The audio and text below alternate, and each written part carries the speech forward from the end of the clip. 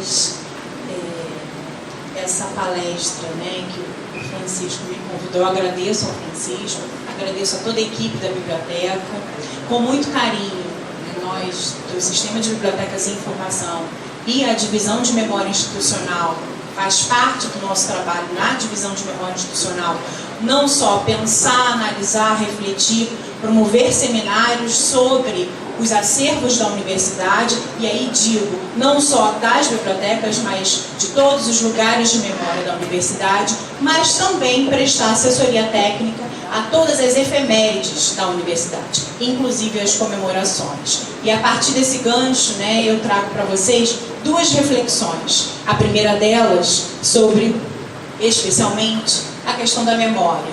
E aí cito, né, Hal Bax, né, pensando nossa memória coletiva, lembrando sempre que toda essa produção de memória que a gente tem sempre parte de um presente.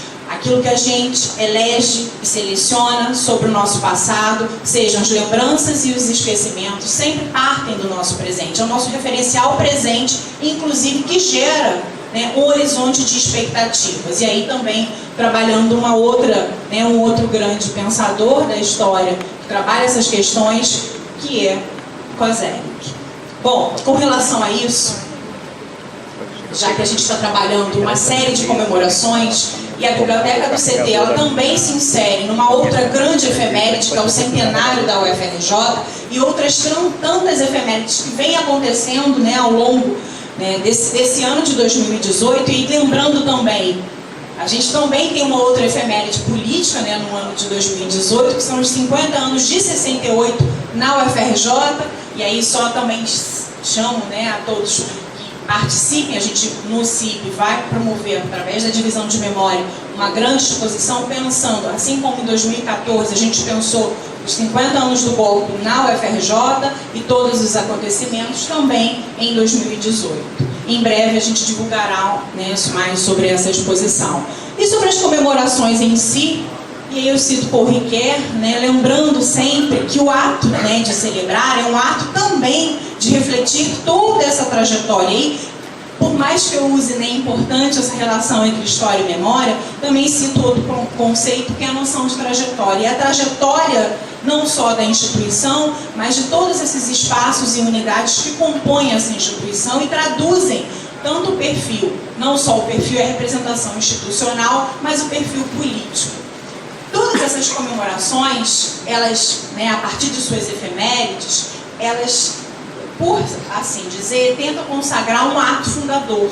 E não importa se a gente aqui está comemorando 45 anos estrito sensu ou até mais, né? Aí se a gente for pensar a origem, a trajetória da própria instituição, que é centenária, e tem como uma das suas origens o curso, né, da antiga Escola Politécnica, e eu estou chamando lá antes mesmo de 1920, são as 3 escolas fundadoras da Universidade do Rio de Janeiro, URJ, em 1920, que é a medicina, que é a engenharia e o direito. E a partir daí, uma longa trajetória desses 3 cursos também vão dar e traduzir a referência do que é a gestão dentro da universidade.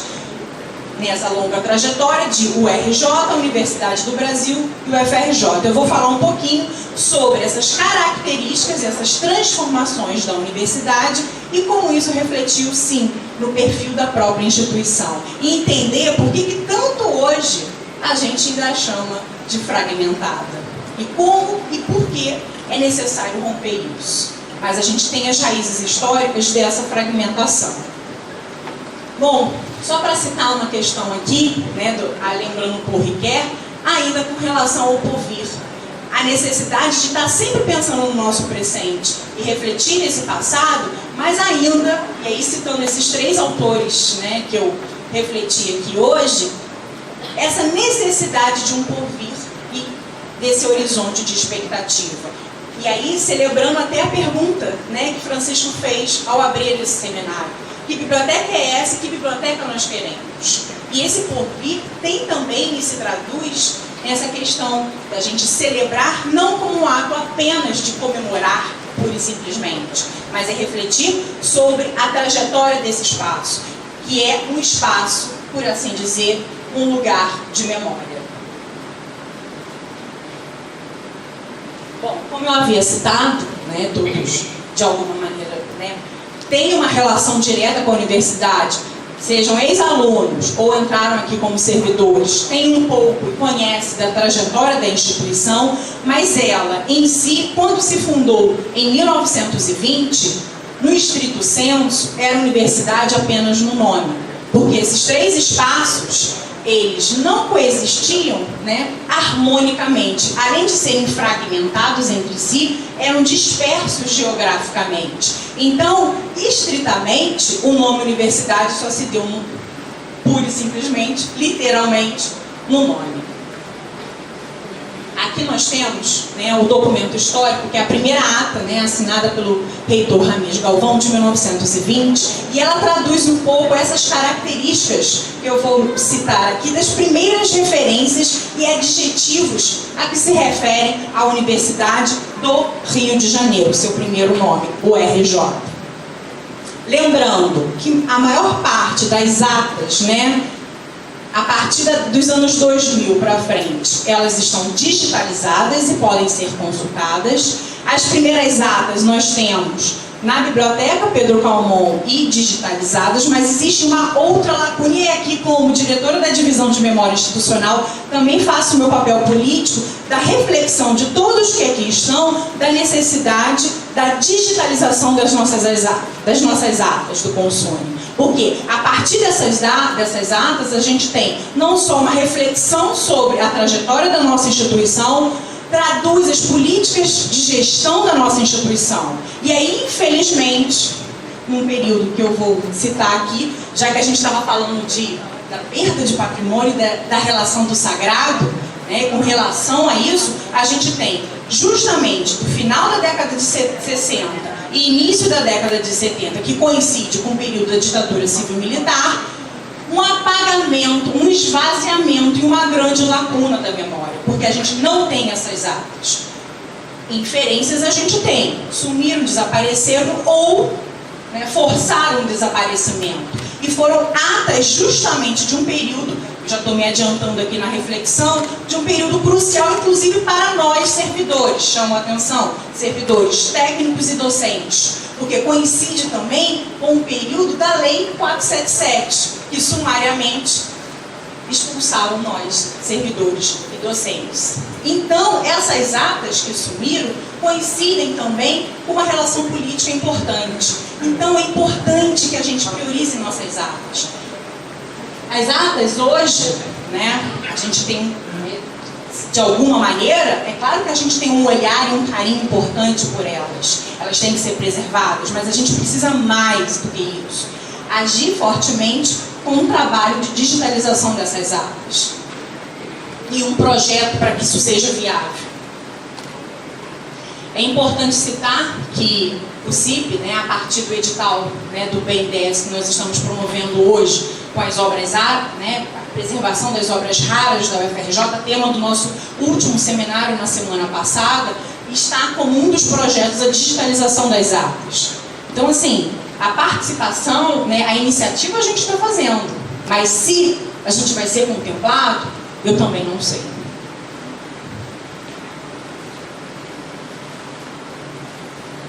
Bom, falando um pouquinho aqui da trajetória da universidade, então de 1920 até 1937, que é o outro momento, né, o outro paradigma da universidade, e aí a gente tem que pensar, ela muda de nome em 2 momentos cruciais para a história política nacional. Em 2 momentos autoritários, a universidade muda de nome. Em 37, já na era Vargas, em pleno Estado Novo, nós temos a mudança de Universidade do Rio de Janeiro para Universidade do Brasil, e aí sim consolidar um paradigma do que se está pensando sobre educação a partir do ministro Capanema, uma relação em que, né, a Universidade do Rio de Janeiro e agora Universidade do Brasil seria a referência para as outras universidades assim criadas, seria a vitrine nacional e todo o paradigma de brasilidade, né, de capitalidade que o Rio de Janeiro neste momento, né, que abriga a Universidade do Brasil, era a capital da República. Então, além disso, as relações políticas se faziam dentro da universidade. era costumeiro o presidente Getúlio Vargas fazer seus atos e seus comícios políticos nesse espaço. Antes disso, eu gostaria de citar, né, uma fala, né, tanto da Helena Bomini e da Lilia Schwartz sobre esse momento na universidade.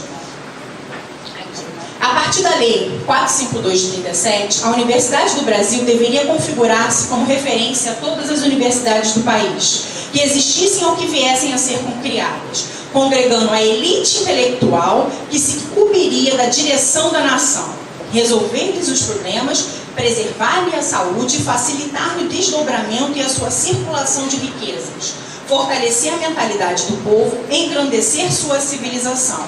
Aqui a gente já tem um primeiro referencial sobre que universidade é essa. É uma universidade para a elite do país. São os filhos da elite que integram a Universidade do Brasil nesse primeiro momento. E durante muito tempo. Essa é a marca de nossa trajetória. Bom, uma reflexão sobre isso, e aí já que a gente está aqui nesse espaço que é a cidade universitária, é importante também que a gente, né, desmistifique uma outra trajetória, um outro conceito que é sempre propagado. A cidade universitária, ela tem a sua pedra fundamental ainda lançada na era Vargas, na primeira gestão de Vargas, mas a sua construção já é no seu segundo poder, no seu segundo momento no poder, já na época democrática.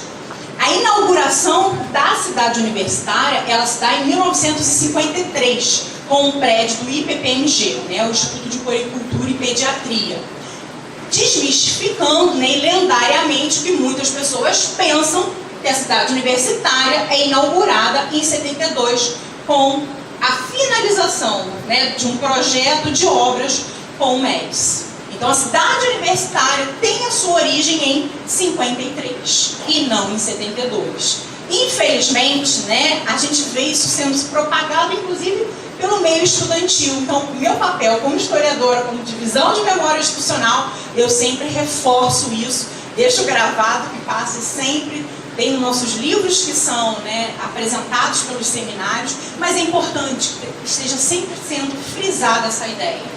Por quê? Porque a construção e enquadramento de memória, assim como fala Pollock, é também, né, um projeto político. Então a gente também precisa desconstruir isso. Por quê? Quem tem o poder e a autoridade de fala naquele momento, qual é a memória que vai ser cristalizada e oficializada?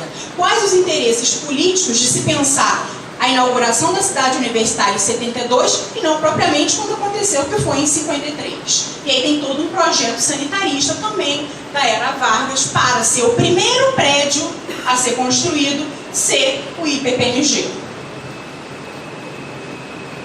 Bom, e aqui um pouquinho, né, uma reflexão sobre o que é ser uma cidade universitária, a relação da circulação, e aí tentar quebrar essa fragmentação, já que muitos outros espaços estavam sendo criados, institutos estavam sendo criados, e fazer um espaço de circulação, né, para uma interdisciplinaridade, onde ficasse próximo à reitoria e mais, está nesse projeto inicial a ideia, já que foi citado aqui, de uma grande biblioteca central.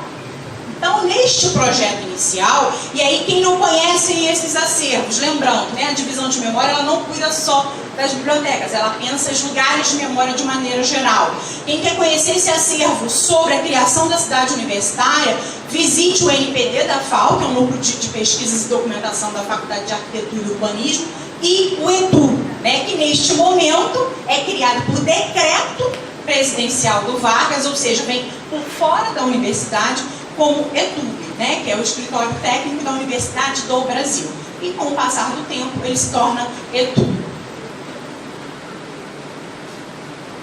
Bom, só para fazer uma reflexão aqui, a escolha, né, desse espaço aqui como cidade universitária é muito posterior. A comissão feita, né, realizada por engenheiros, arquitetos, professores, né, engenheiros e arquitetos fora da instituição, engenheiros e arquitetos da instituição, escolheu prioritariamente, né, tinha como uma referência outros bairros da cidade, como a Quinta, Piedade, Niterói, Manguinhos. E essa comissão, ela tinha um pouco uma aversão, né, que a cidade universitária ficasse nos bairros da Zona Norte, ou não tinha uma prioridade de pensar a Ilha do Fundão e a junção das 8 ilhas. E aqui uma reflexão de um documento retirado dessa comissão sobre o que pensar sobre a universidade, a cidade universitária, e essa reflexão sobre um espaço ainda de elite. Cito essa comissão. Uma cidade muito espalhada, muito povoada, onde as grandes áreas estão todas ocupadas, construir a universidade nos subúrbios é torná-la não procurada, é trair o seu destino. Ela se destina a ser um instituto de elite, por isso deve ficar no centro, onde a população é mais densa e mais culta. Prestem atenção, né, esse olhar excludente, esse olhar elitizado, esse olhar fragmentado sobre quem são essas pessoas que estão na gestão da universidade e que alunos eles querem dentro da universidade. É importante a gente sempre refletir sobre isso e a trajetória da nossa instituição, porque é um marco, né, que a gente não pode apagar.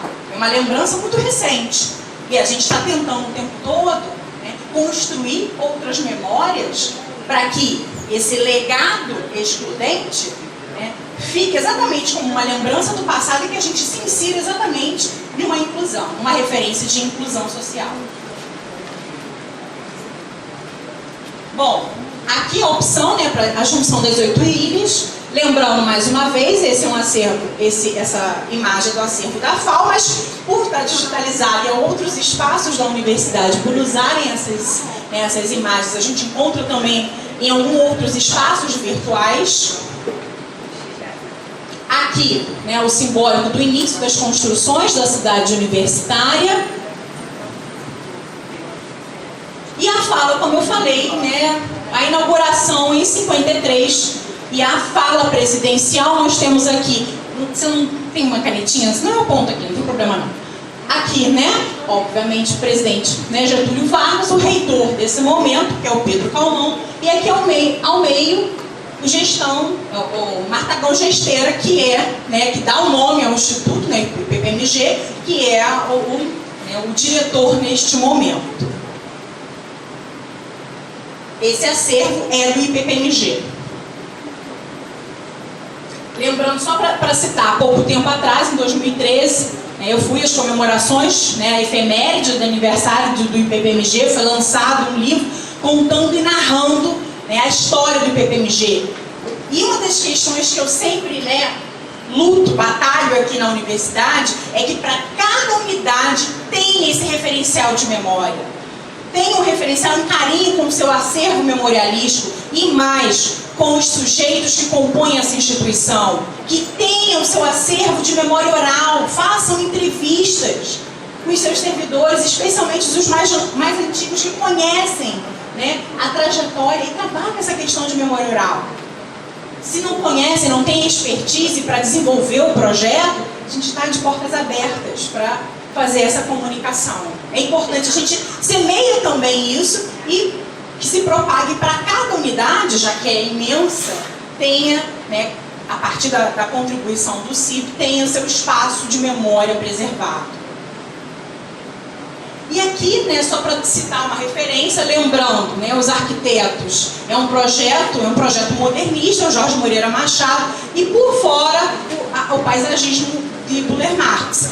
Eles ganharam um prêmio internacional e ganharam um prêmio em São Paulo com esse projeto. A gente tem na universidade vários projetos modernistas, mas que infelizmente é outro patrimônio que a gente não consegue preservar. E aí vou usar o termo, né, vulgarizado que a gente sabe, são vários puxadinhos que a gente tem que dar conta para que esse espaço, né, funcione.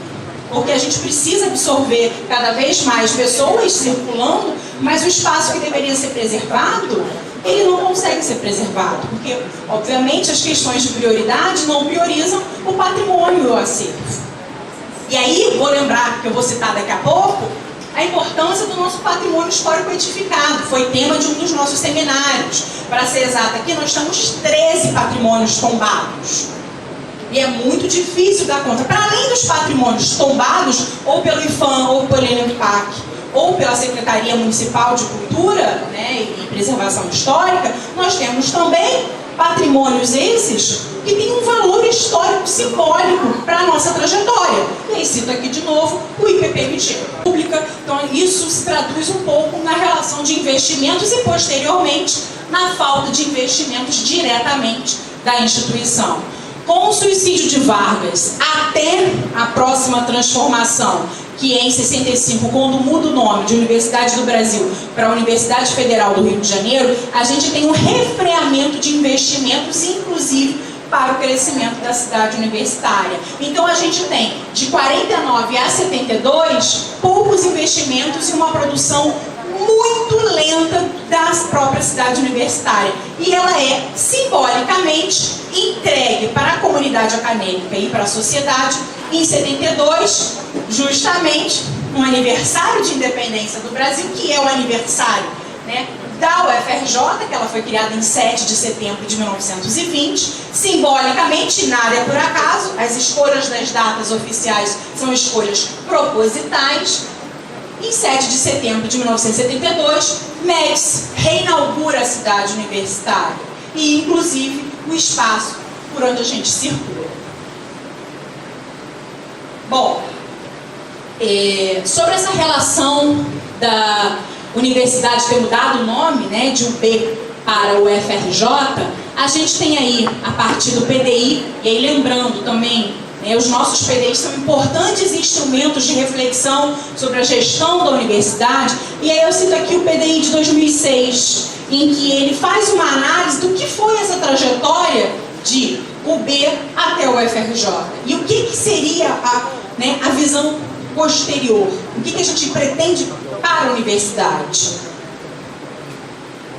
Bom, a partir da Lei 4.759, sancionada em 20 de agosto de 65, no contexto da ditadura civil-militar, 64 a 85, a UB passou a designar-se Universidade Federal do Rio de Janeiro, passando por uma transformação modernizante, como Rodrigo Pato, historiador da UFMG, ao analisar a relação das ditaduras nas universidades, trabalha muito bem essa questão. Houve avanço tecnológico em detrimento do pessoal, em detrimento da área de humanas. Então ele chama de uma modernização conservadora. Ao mesmo tempo que a gente tem insumos, e o crescimento da COP, em contraposição a gente tem a proibição de vários programas de pós-graduação serem criados da área de humanas. E neste mesmo momento, em 69, por fim ao cabo, a destruição da FNFI, a Faculdade Nacional de Filosofia. Então é sempre uma contradição, é um grande paradoxo esse momento. Bom, cito, passando por uma transformação modernizante em tempos de regime autoritário, a UFRJ incorporou, cito o PDI agora, assim, desde sua fundação, aqueles que são até hoje, data de 2006, seus traços constitutivos, retardatária, fragmentada, patrimonialista e elitista. Traços esses que se reproduziram ao longo do tempo. Eu trago uma reflexão aqui para vocês. Como historiadora, eu não vou te dar, não dou respostas para tudo e nem tenho, porque senão eu seria, uma vidente. Mas como fazer, como superar essa transformação, essa trajetória? Como transformar isso? Como transformar esses adjetivos que nos perseguem por muito tempo? E aqui o nosso trabalho, celebrando e aí fazendo uma conjunção, eu escolhi algumas imagens que a divisão de memória tem nessa celebração sobre o próprio espaço aqui, da construção do CT. E aqui um pouquinho do trabalho que a gente faz, como eu havia citado, não só refletir o patrimônio da instituição em seminários, em ajuda técnica, em assessoria nas efemérides, também pensar o nosso acervo, nos projetos em que a gente se empenha para que esse acervo seja preservado. E mais, não só preservado, mas disseminado. Aqui é a página da divisão de memória, onde vocês podem buscar todas essas publicações que eu havia falado, esses lugares de memória e outros serviços e outras atividades que a gente produz. Além disso, a gente tem uma relação direta com o ensino. Eu tenho bolsistas de iniciação científica e bolsistas PIBIAC. Nós estamos promovendo hoje uma pesquisa, a pesquisa propriamente dita, que tem uma relação direta com o meu pós-doutorado, que que é a relação da UFRJ com a ditadura, mas só que não só isso, e aí vem de uma trajetória dos 90 anos e agora para o centenário, em que a gente fez um levantamento de tudo que saiu nos jornais da grande imprensa sobre a universidade. Esse trabalho vem sendo transcrito e a gente vai passar para a página da divisão de memória. E eu usando esses, a imprensa de uma maneira geral, no caso a gente usa a grande imprensa dos jornais que estão abertos à circulação, porque os outros alguns a gente precisa pagar para ter, fazer a pesquisa, e a gente prioritariamente só está usando a fonte de informação dos jornais abertos. Bom, aqui um pouco dos lugares de memória, foi tema de nosso segundo e nosso terceiro seminário, os lugares de memória da universidade. Então, para além das bibliotecas de obras raras, dos museus, dos arquivos, dos centros, dos espaços de tecnologia ou de memória, esse espaço vem se ampliando, porque a cada dia a gente tem outros espaços se fundindo ou sendo criados a partir de referências, como aí eu cito o ano passado, a própria escola Ana Nery, que tem o seu prédio tombado pelo patrimônio histórico. Ela criou, além do centro de documentação, criou um museu na escola de Ana Nery, e o próprio NCE que fez o Museu da Computação. Então a gente tem 2 museus o ano passado sendo integrados a esses lugares de memória. Então todos os dias a gente tem espaços ou sendo criados ou sendo integrados de acordo com seus acervos. E aí eu cito agora para vocês compreenderem essa relação de transferências e preservação de uma coleção e tudo mais. A gente teve, com relação ao escritório técnico, as plantas históricas da construção da cidade universitária. Houve uma necessidade por uma questão de espaço e acondicionamento dessas obras. Muitas dessas obras foram transferidas para o NPD da FAO. Então, faz parte também da nossa articulação, uma articulação de diálogo entre espaços, que se esse espaço aqui a gente não consegue preservar, mas mantém a sua integridade em outro espaço, é importante. Mas assim, quando a gente faz isso, é todo um trabalho de política institucional para que a gente pense e preserve essas obras. Bom, e aqui eu escolhi uma das plantas, que é do ETUB, a sigla, ainda do antigo escritório técnico da Universidade do Brasil. Cito também, lembrando que haverá de estar a cargo do CIB, da Divisão de Memória, a responsabilidade, assim como foi dos 90 anos, preparar a exposição centenária. Em março, se tudo der certo, a gente está com essa exposição na rua, e o próprio ETU nos procurou para que integre essa grande exposição, que eles tenham no espaço do próprio ETU um espaço de circulação, não só para os servidores, mas para todas as pessoas que conheçam a trajetória da criação da cidade universitária, todas essas plantas, todas as transformações de cada unidade que foi crescendo na cidade universitária.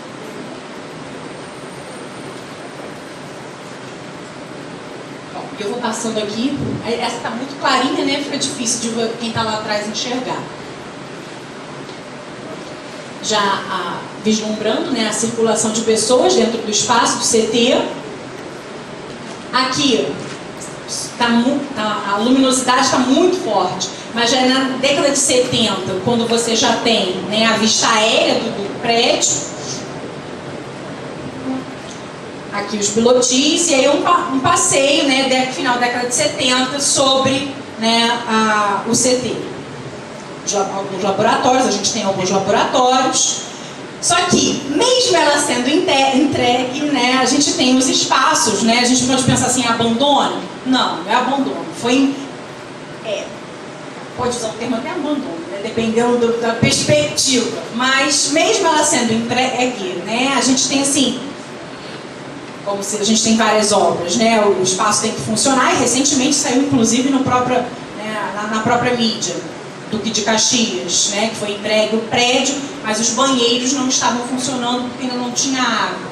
Então, a necessidade de entrega do prédio para fazer a inauguração em 72, tinha alguns espaços que não tinham ainda sua circulação preservada, e até mesmo o paisagismo, que foi uma prioridade ao longo da trajetória anterior, da Era Vargas, ter uma preocupação com o paisagismo na instituição. Não só a parte arquitetônica, mas sim ao seu entorno, para a circulação desses jovens e desses professores e dessa comunidade acadêmica de uma maneira geral. Bom, Aqui eu cito, né, a obra, né, uma das obras que a gente produziu com o seminário, estou finalizando. E referente, né, ao museu da Escola Politécnica, o professor Eloy, que produziu, nós temos, e aí eu deixei a referência ali, mas vocês podem entrar na página da divisão de memória, que é memoria.cib.frj.br, tem todas as nossas publicações e da maior parte desses lugares de memória que participaram desses nossos seminários. E aí eu trouxe especialmente aqui por conta desse espaço, dessa comemoração. Bom, considerações finais. Seja como for, a organização, a preservação e a disseminação dos acervos da UFRJ contribui para a compreensão de sua trajetória político-acadêmica, reafirmando dessa forma a sua importância estratégica na construção de saberes e da cidadania, como também contribui para a compreensão da construção do pensamento científico, cultural, político e tecnológico desenvolvido em nossa sociedade. Obrigada. Aqui estão as referências.